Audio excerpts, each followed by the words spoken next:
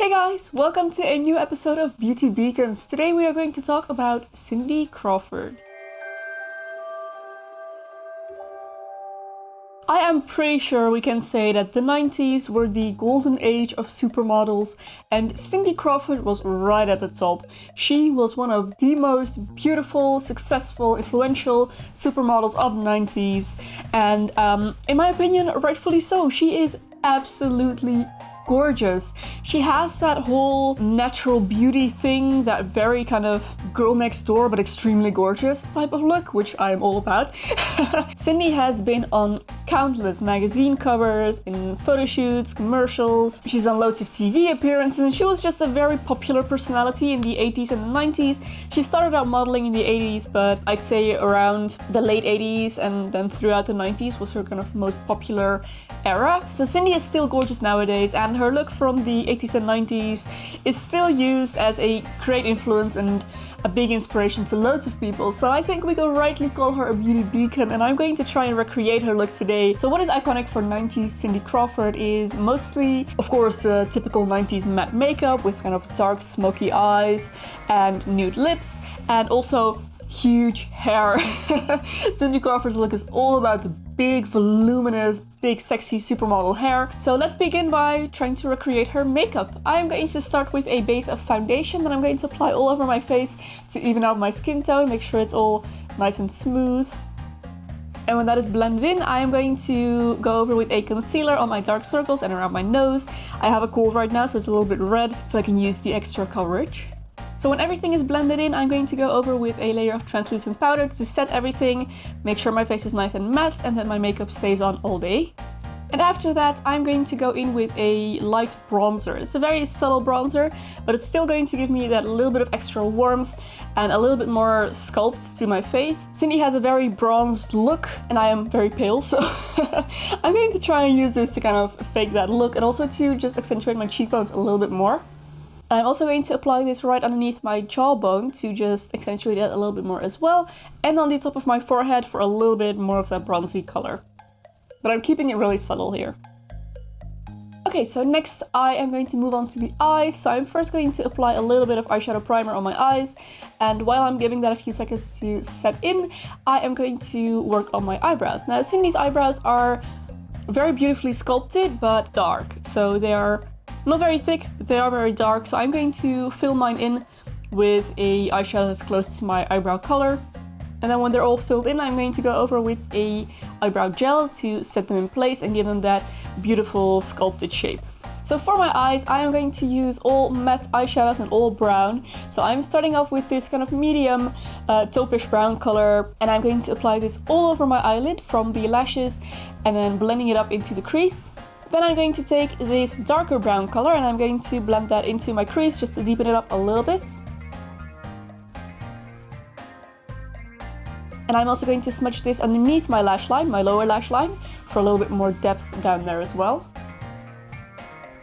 Next, I'm going to take a light vanilla-ish color to use as my highlight underneath my eyebrow, so on my brow bone.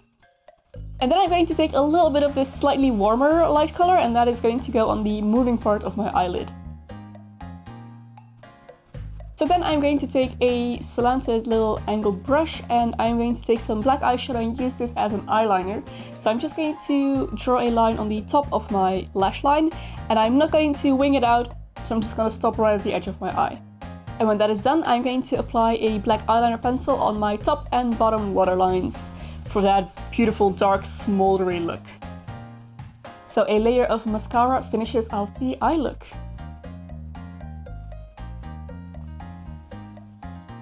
So for the lips, I'm going to start by taking a nude lip pencil and overdrawing my lips just ever so slightly. So I'm going to follow my natural lip line and go just outside of it to make my lips look a little bit fuller. And then I'm going to fill this in with a nude lipstick as well. So then for the cheeks, I applied a little bit of a warm toned blush just on the apples of my cheeks very lightly to give a little bit more color to the face. And there's the makeup look all done. So moving on to the hair. Now, like I mentioned, our main focus is volume. We want to get as much volume in the hair as possible. Cindy Crawford had very full, thick hair of her own, so I'm going to need to put in a little bit more effort to make it look that big. And the result obviously doesn't look as good as hers did, but hey, we're gonna try. So I'm going to start by spraying some heat protector in my hair, because we are going to work with a lot of heat on this. So just spraying this all over my hair and brushing it through to make sure it's evenly distributed. And then I'm going to divide my hair into sections and start spraying my hair with a volumizing mousse. Now I have this Spray-Mousse, which is really handy, but you can just use any volumizing mousse that you have. And I'm going to divide this all throughout my hair, section by section, making sure everything is nice and covered, and then combing it through, brushing it through to make sure it is everywhere. So when my hair is evenly covered in mousse, I am going to blow dry it, and I'm going to blow dry it upside down, but not actually upside down, so I'm just going to blow kind of upwards and holding my hair up with my hands to really lift the roots and create a lot of volume this way.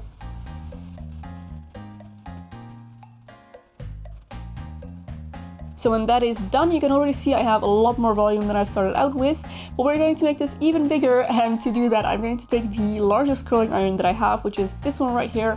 I'm going to heat it up and I'm going to curl my hair with this. So again, going in sections, starting at the bottom, working my way up.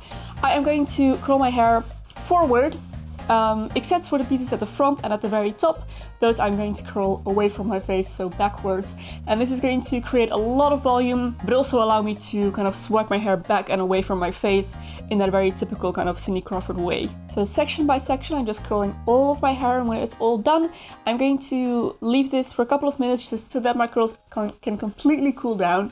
And when it has cooled down, I'm going to take my brush and brush through this again, and that is going to make it look a lot more natural and voluminous. So for even more volume, I'm going to go over with a little bit of sea salt spray to give it a little bit more grip and texture. Don't go overboard with this, because making your hair completely wet will just let the curls disappear. We don't want that. So just a little bit of sea salt spray for that added texture. And then it's time to tease the hair wherever it's necessary. So I mainly want a lot of volume on my crown, and I want my hair to go backwards. So I am going to create a lot of volume there by teasing, and also on the sides of my hair. I'm also going to tease from underneath and my lengths a bit, just whatever I can do to make my hair look bigger. And you can go for quite a messy look. It all adds to that kind of sexy big hair feeling.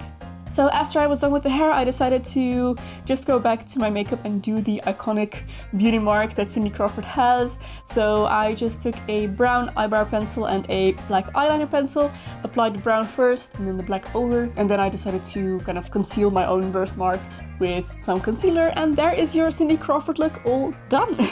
Now, one of the most iconic Cindy Crawford moments, in my opinion, is the Super Bowl Pepsi commercial. So if that is the look you are going for, then this hair and makeup is perfect for that. You just need to wear a white tank top and some high-waisted shorts, and you're all good to go. So thank you so much for watching, guys. I really hope you enjoyed this episode of Beauty Beacons. If you have any requests for historical beauty icons that you would like me to recreate the looks of, please leave them down below, and I will look through, pick someone up for next time. If you did enjoy this video, don't forget to give a thumbs up and subscribe to my channel.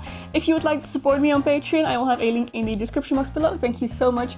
I will also have another video here that you may enjoy as well. You can go watch next. Thank you for watching once again, and I will see you very soon in my next video. Bye!